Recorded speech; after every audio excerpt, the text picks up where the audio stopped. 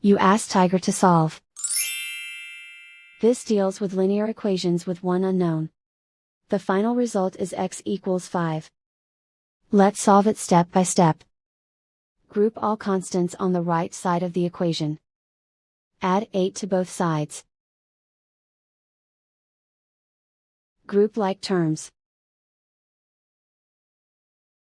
Simplify the arithmetic.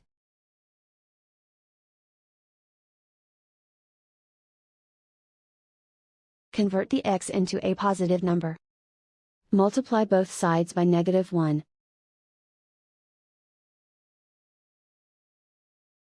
Remove the ones.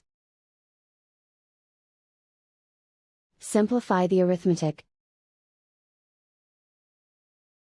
And so the final result is x equals 5.